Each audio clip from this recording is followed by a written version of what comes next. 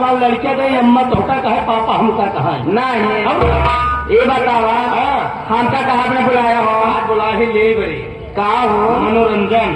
तो ऐसे बतावा ना। यहाँ भैया के सामने एक छोटा सा डांस, अच्छा उसके बाद गीत से सेवा होना चाहिए। ठीक बात। क्या बात है मास्टर? वाह भैया आए हैं।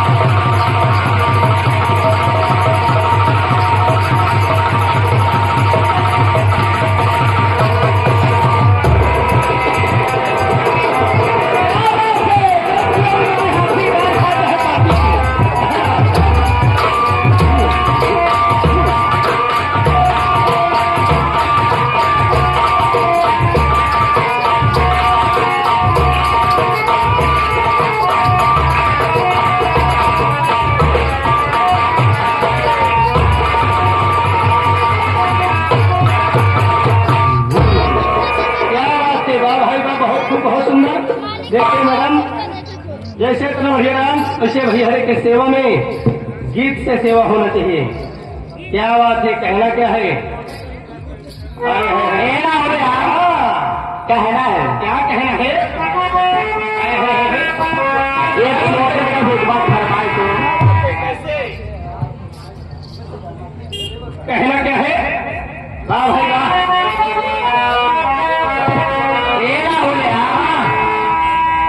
तूने लिया है सब मैं दे। क्या बात है, ऐसे कहना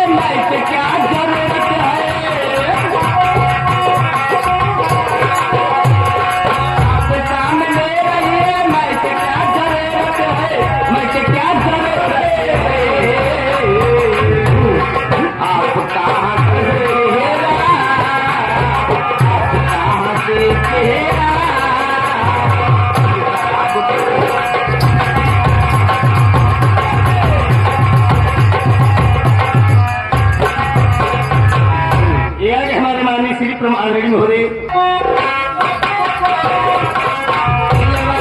नहीं मिलते उम्र के पता जोते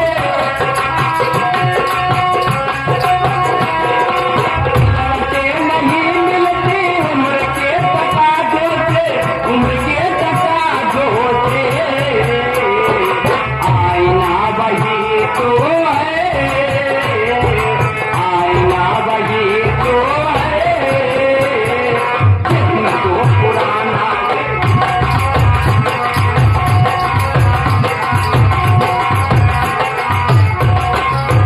आगे हमारे माननीय श्री प्रमाण रेड्डी महोदय साहब यार हमार बियाह हो गया हो लेकिन कैसे हमार गवाना आवत बा कैसे आवत बा सुना हमार बात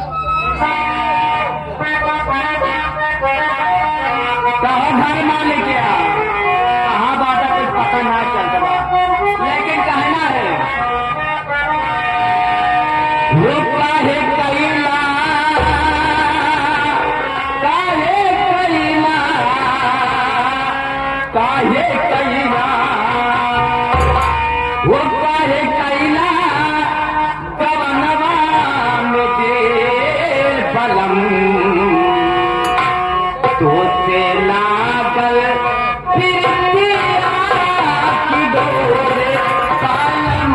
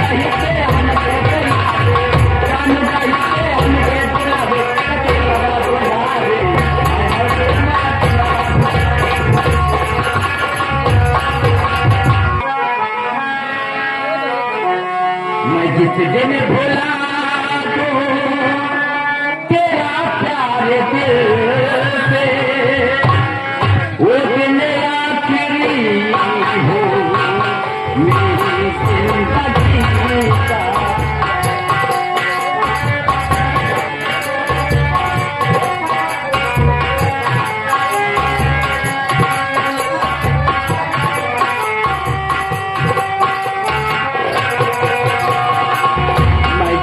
दिन भुला दो तेरा प्यार दिल से, वो दिन आखिरी हो मेरी जिंदगी का।